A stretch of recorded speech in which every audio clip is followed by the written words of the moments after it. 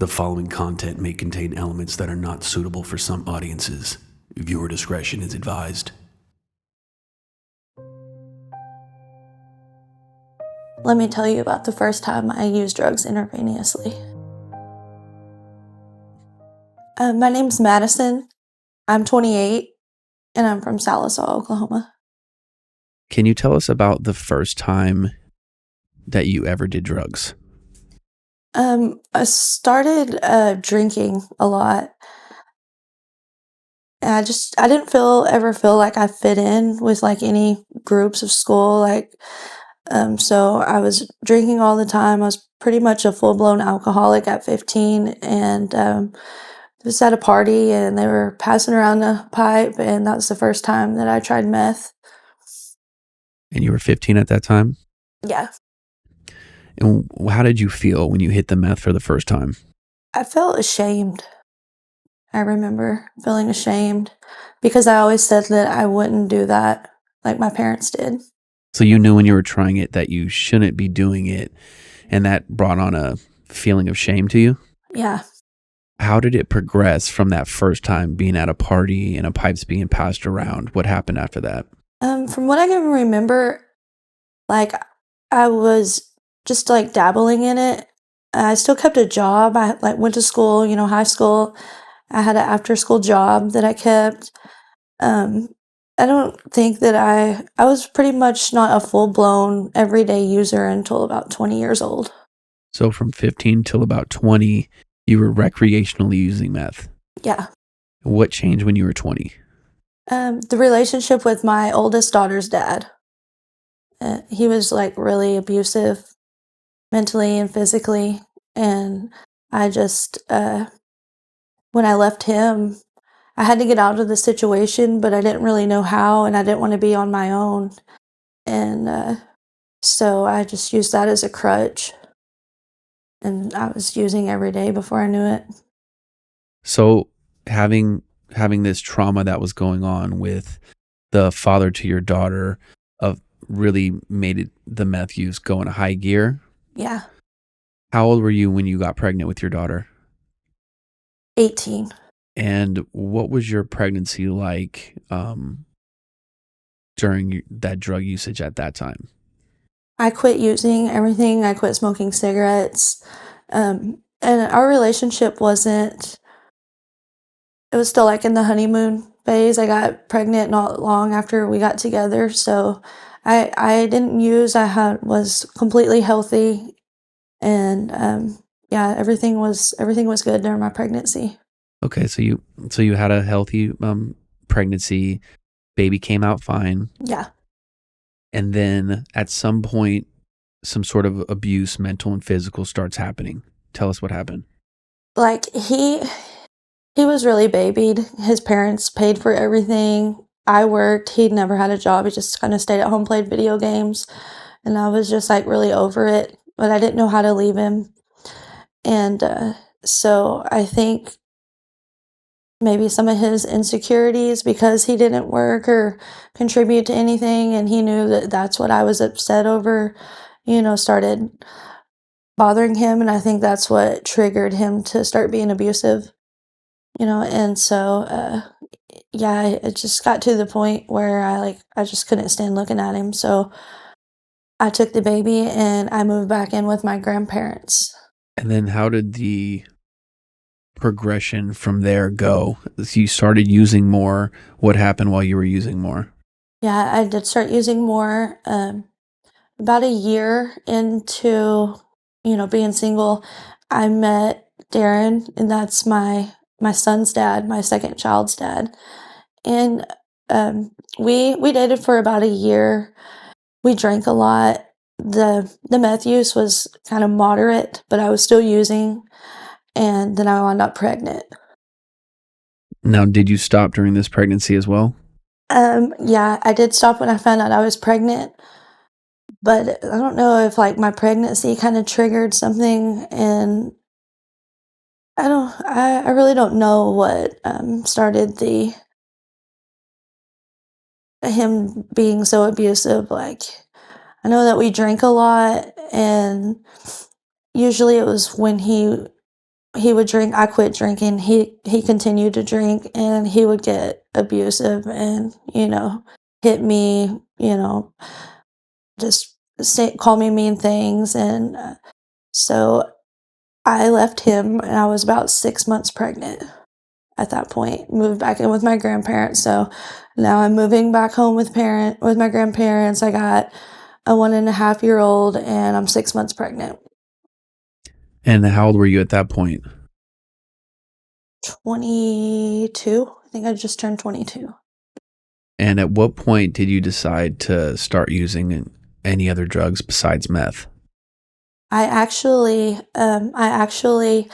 used while I was pregnant. I relapsed when I was I was 30 weeks pregnant. I relapsed, and it actually sent me into labor. Wow. Yeah. What did you use? Meth. Okay.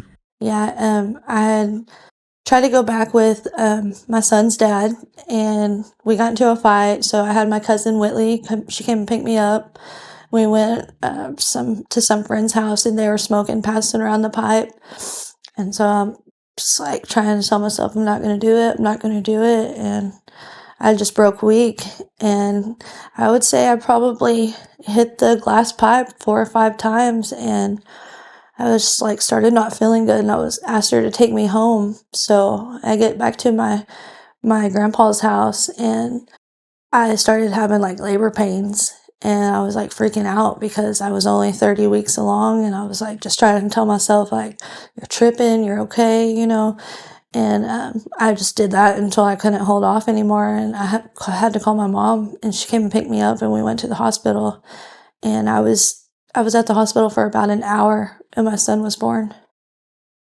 So let's drill down on that a little bit about you being 30 weeks pregnant, and you're at a house hanging out with who?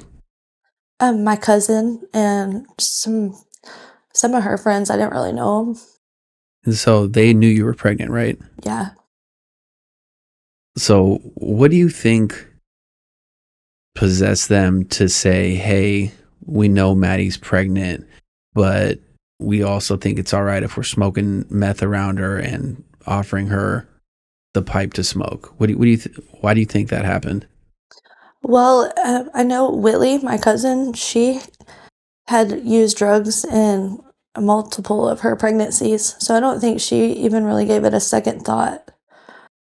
They never caused her to go into premature labor like it did for me, and it was really just a house full of people that lived that way. So they didn't even think twice about something like that. No. Why were you over there hanging out? I think that I was so insecure and so like beat down as a person, like that's where I felt comfortable. And so at what point then did you switch from meth to different drugs? Let's see. Okay, so after my son, obviously I tested positive for meth at the hospital. DHS came. Um, thank God that my daughter's dad, the first baby's dad, I was really close with, his parents, and they would keep my daughter all the time on the weekends. So that's where my kids went. Both of them, they took my son, even though he was not related to them at all. And it really sucked. I remember calling him and having to tell him what the fuck I did. Hey, I got high while I was pregnant, and it sent me into labor. Can you take care of my kids? Because the state won't let me. And then how soon out of the hospital did you decide to go back to using drugs again? I never got clean after that. Yeah, I was required to take classes, parenting classes, drug and alcohol classes, drug test, and I could not pass a drug test to save my life. And so what did the court decide to say when you continue to fail time and time again with the drug tests? Okay, so about 6 months into going to court, and everything was like getting continued, and I wasn't showing any, I wasn't showing any signs of sobriety, I got in trouble. I got a possession charge, possession of CDS, and a DUI. And I actually got sentenced to drug court while I was still, going to child services court. And so I did get clean and sober for a few months. Everything was starting to look up, and I relapsed again. And this was when the drug court, sent me to treatment in Oklahoma the first time. And how long did you stay in treatment that first time when you were in Oklahoma? I was in treatment for 112 days. And when you discharged, what was the plan when you left there? I left there and moved in with another lady that was in drug court, and just moved in and slept on her couch. And so it was a sober environment. How long was it from you coming out of treatment and being in that sober home until you used again? 28 months. And why did you decide after 28 months to go back to using drugs again? Well, there's like a whole new relationship in between that time with Joe, and me and him had a daughter. I was pregnant while I was in treatment, and so I had a healthy, sober pregnancy with our daughter Mila, and she was born like 3 months after I came home from treatment. And so he got put into the same drug court program with me, and we did that.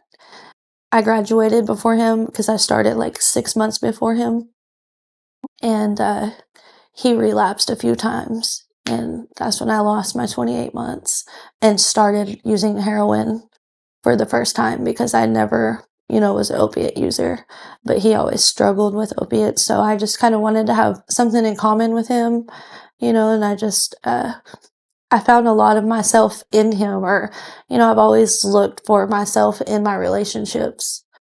And so I let that throw me off. Explain to people how your love for this new man that you had made you think that it was okay to start trying a new drug that you had never tried before. I just never, I didn't have confidence in myself. I didn't, set any boundaries. Like, you can't do certain things with me, or, you can't do certain things in the relationship that I'm going to put up with. I just, he knew that I was going to stay there no matter what. So, and that's what I did. We hear a lot about relationships that are centered around drug usage, and how we sort of go from one relationship into the next, and you sort of drag or bring this baggage from your previous relationship. Explain to people why you think the same sort of things continue to happen in new relationships that happen in old relationships. Why do you think that is? Because I never gave myself any time. I was never alone or single in any of that, timeline that I just gave. So I wasn't working on myself as a person and, getting better and being better before I chose to start a relationship. If you could go back and give the young 15-year-old Madison some advice, or explain to her that this is what your life is going to look like over the next 13 years, what would you tell your young self at that time to maybe avoid this path? I would tell my young self that it's not your fault, and just love yourself. Give yourself time and love yourself. And do you think by giving yourself time that it sort of allows you to find who you are, or why do you think you need time to do that?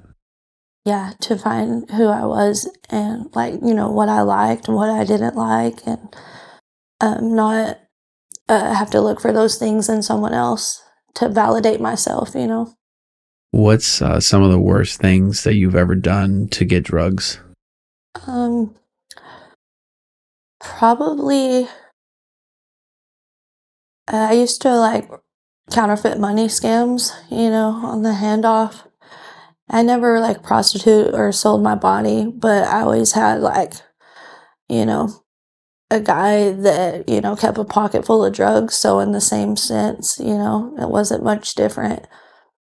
So, And when you got involved in the counterfeiting, is that something that you could have ever imagined yourself being involved in a few years prior to that? no, I was just talking about that last night. Some of the people that I'd done that to, I called my friends, and I just, got so dependent on the fentanyl. It was like all the time I was telling myself, more and more things were okay to do. That in the back of my head, I knew I was, being a piece of shit for doing it. Explain to people how you went from meth to then trying opiates because of a relationship that you had, and how you then transitioned over to fentanyl. Explain to people who have never heard about fentanyl or understand how it works, how that transition can maybe happen. Okay, so when I picked up the heroin in, I think, the end of 2019, I hadn't put down an opiate since the day I came to White House. So that was a 2-year gap that I was doing opiates every day. And how I transitioned from heroin to fentanyl was just pretty much the area that we live in Oklahoma. It just kind of got, one day it was like, couldn't find no tar and it was just fentanyl, so that's what was available. So you've seen the drug market change from it being more meth or crank to then black tar heroin, and now it's fentanyl. That's what you're seeing. Yeah. And would you say that the majority of people on the streets now are using fentanyl, or what sort of drugs are they using?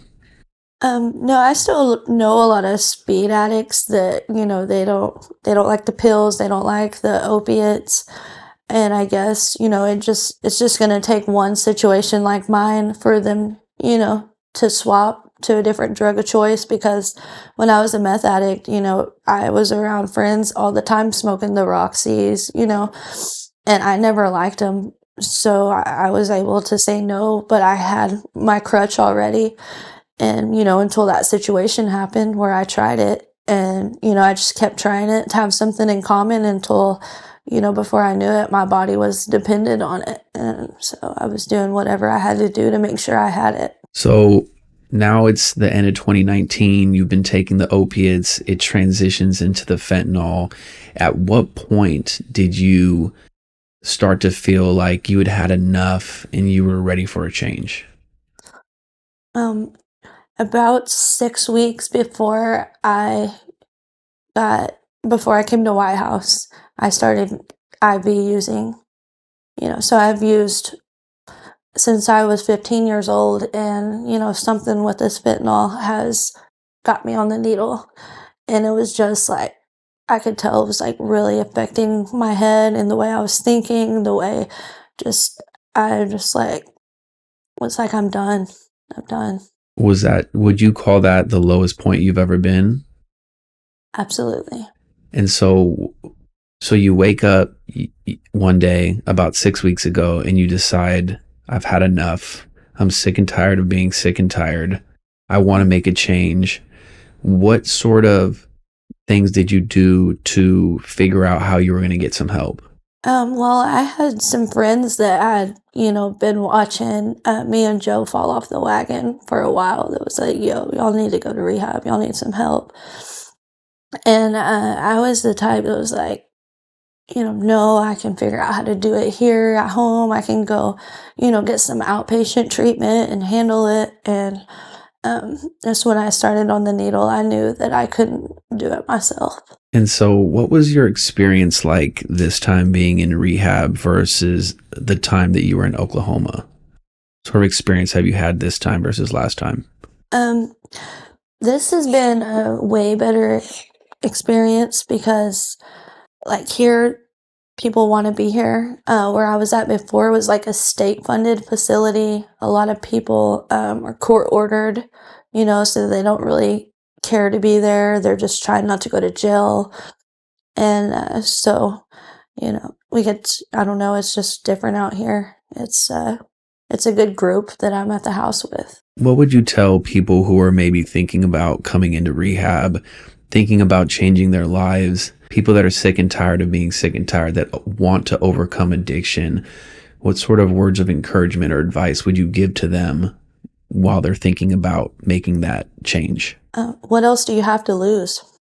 At that point in your life, at this point in my life, I only have, room to gain. I have nothing to lose. So take the first step and go to treatment. Tell us about the first time you ever used drugs intravenously. I woke up and me and Joe had one pill to split, and we were sick, and it wasn't going to be enough to get us where we wanted. So, yeah, I asked him, if I could do it the way he does it. Because they say it hits you harder, you get more of the drug doing it that way. And so, yeah, that's why I did it. Do you feel like you did it out of desperation because that was what was going to be able to help you not to be sick, or what was the motivation behind doing it? Yeah, desperation, not wanting to be sick. What would you say to people who are in similar situations, who have never tried using drugs intravenously, but maybe they're teetering and thinking about doing it? I know almost all of the people that I've talked to come from heroin to fentanyl. It doesn't seem like very long on the fentanyl before they cross that same bridge that I did. So, if you stay on the fentanyl, it's going to happen. How many people have you seen die from using fentanyl in your experience? Ooh, I think 6 that are in my if I see them at the store, we're definitely going to have a conversation, or we've been at one time or another in the same house using together, or, I've gotten it for the other one. So I wouldn't say like immediate circle, but yeah, Did that affect you at all when you started seeing these friends or associates that started dying? absolutely. I never personally OD'd. I don't know how I got so lucky. I never needed to be brought back with Narcan or anything, but Joe has multiple times, and so yeah, every time it hit close to home, and it just made me want to get sober. What's your motivation for wanting to be here this time, and what's going to be different with you being in rehab this time versus the last time? I don't want my kids to have to tell somebody that their mom overdosed on heroin or fentanyl. That's my main motivation. I don't want to be another statistic,